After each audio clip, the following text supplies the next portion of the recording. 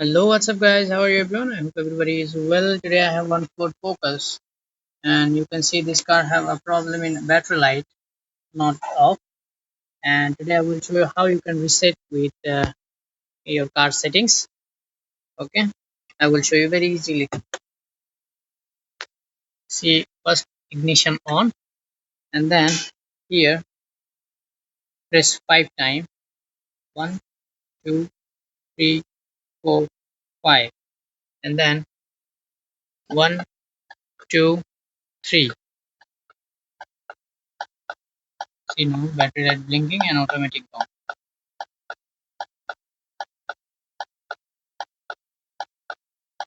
See,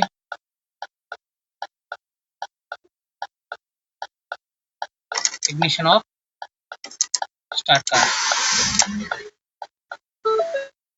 See, okay. Thank you. If my video helpful for you, please subscribe my channel. Okay. Thank you.